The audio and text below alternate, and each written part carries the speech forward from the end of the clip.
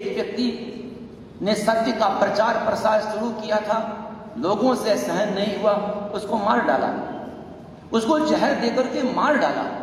उस व्यक्ति ने गलत नहीं किया था, वो स्वामी दयानंद सरस्वती ने कोई अपनी बात नहीं कह रहा था, वह जो बात कह रहा था वो तो वेद की थी, उसकी तो अपनी चीजें तो वेद की थी, वेद का एक सिद्धांतों का प्रचारक था, उसका उपदेशक था, उसका प्रवक्ता था, उसका आचार्य था,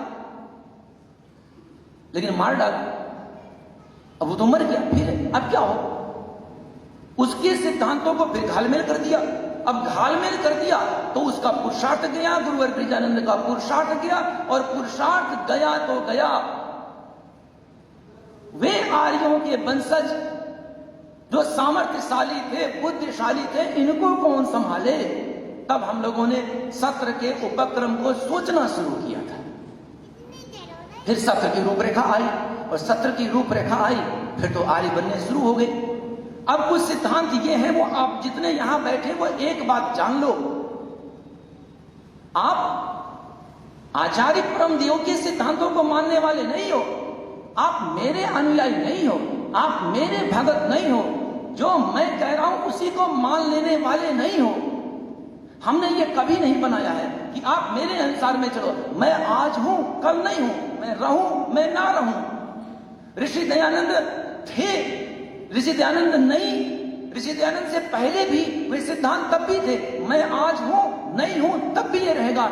मेरे जैसे लाखों आचार्य आए और लाखों आचार्य गए, ऋषि दयानंद जैसे लाखों आचार्य आए, लाखों ऋषि गए, लेकिन वो सिद्धांत तब भी था, वो सिद्धांत आज भी है, वो सिद्धांत आगे भी रहेगा।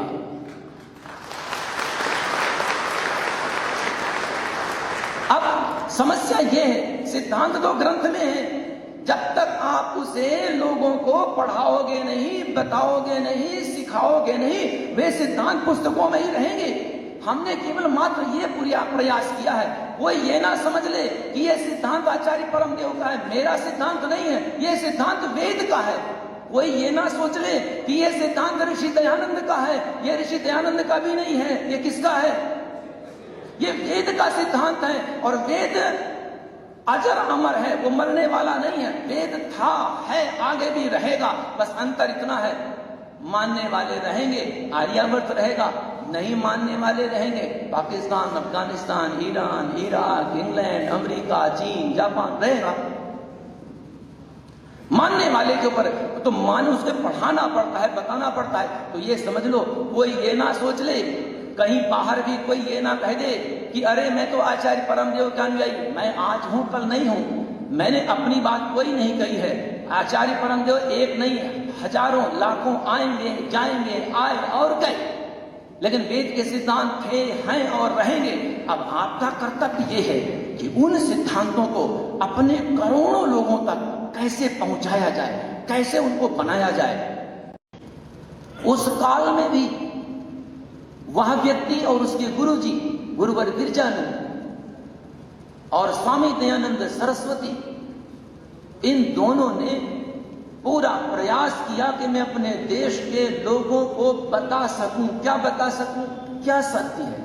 आप और हम यहां बैठे हैं, एक बात याद रहे, हम और आप या संसार का कोई भी मनुष्य, चाहे स्त्री हो चाहे पुरुष हो, किन्हीं ना किन्हीं सिद्धांतों पर चलता है, चाहे वो नास्तिक सिद्धांत को ही क्यों ना माने, चाहे आस्तिक में, चाहे मुसलमान माने, चाहे ईसाई माने, चाहे सिख माने, चाहे यहूदी माने, चाहे हिंदू माने, चाहे आर्य, कुछ ना कुछ वो मानेगा जरूर। अर्थात हम मनुष्य बिना सिद्धांतों के रह नहीं सकते, सिद्धांत पर ही चलना होगा। जब सिद्धांत पर ही चलना होगा और सत्य सिद्धांत ना मिले तो व्यक्ति भटकता रहता है, असत्य सिद्धांतों को सत्य माने बैठा रहता है। जानते हो, एक बात सुनाऊं जिसको सुनकर थोड़ी पीड़ा होनी चाहिए, हमारे भीतर होनी चाहिए। क्यों होनी चाहिए? अरे हम उनके वंशज हैं। किनके वंशज? जिन्होंने पूरे भूगोल पर राज्य किया था, और उन्हीं वंशजों में क्या हालत हो गई अपने इस भूखंड की, भारत भूखंड की क्या स्थिति है, उसको एक बहुत मोटा उदाहरण सुनाता हूं। हमारे में से कोई भी 1000 साल पहले भी मुसलमान नहीं था। आज हमारे अपने भारत भूखंड में 50 करोड़ मुसलमान हैं। भारत, पाकिस्तान, बांग्लादेश यहां अपने आसपास में मिला लो तो ये 50 करोड़ हैं। कहां से आए 50 करोड़? क्या ईरान, इराक यहां से आए क्या? अरब कंट्री से आए क्या? हमारे अपने ही तो हैं, हमारे अपने ही हैं कि 1-2 संख्या में नहीं, 50 करोड़ है। हमारे इस देश में ही कुछ लोग कम ज्यादा कुछ भी कहें, हम 20-25 करोड़ कहें, 20-25 करोड़ तो हमारे इसी देश में हैं। मुसलमानों से मुझे घृणा नहीं है, मुझे किसी से घृणा नहीं है। एक दुख है, एक पीड़ा है, एक तकलीफ है। क्या तकलीफ है? कि हमारे ही अपने लोग 50 करोड़ की संख्या में ये मुसलमान बन गए। मुसलमान है क्या? एक मत ही तो है, एक कुरान को मानने वाले मुसलमान, वो एक मत ही तो। 50 करोड़ हम में से ही मुसलमान मत को मानने वाले हो गए। इससे बड़ा दुर्भाग्य और आश्चर्य क्या होगा?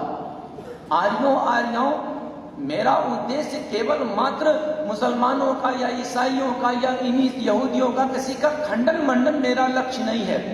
हम ऋषि दयानंद के अनुयायी हैं, मेरा लक्ष्य ये नहीं है। चाहे कोई गाली दे, चाहे कोई आरोप लगाए, जो मर्जी करे।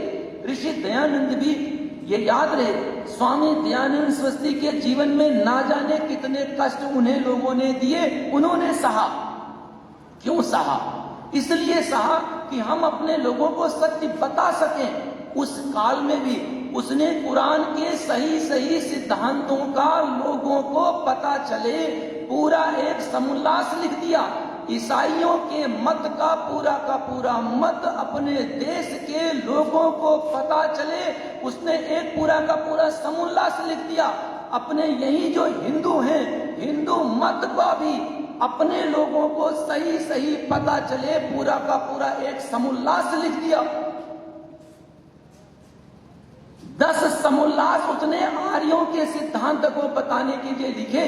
बाद में समोल्लास शुरू किया कि जिससे सत्य को जान सके, सत्य को बता सके। हम, हमारे देश के लोग जान तो सके सत्य। पुनः समझ लो, बिना किसी सिद्धांत के कोई मनुष्य, जैसे वो 17-18 साल का होता है, ये यहां तो हमारी मातृशक्ति भी है, महिलाएं भी हैं। मेरे मन में अपने देश की महिलाओं के प्रति, पुरुषों के प्रति आदर की भावना कम नहीं है, लेकिन एक दुख है कि हम हजारों सालों तक ना पुरुषों को ना महिलाओं को हम सत्य बता ही नहीं पाए। चलना जरूर है, 16-17 साल की उम्र में भी, चाहे बालिका हो चाहे बालक हो, वो सत्य क्या किसी सिद्धांत पर चलना प्रारंभ कर देता है। वो सिद्धांत सही है तो भी चलता है, सिद्धांत झूठा है तो भी चलता है, लेकिन मानकर चलता है कि ये सत्य है।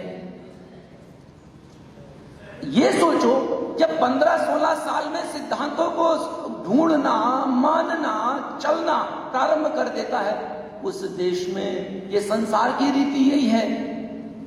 हम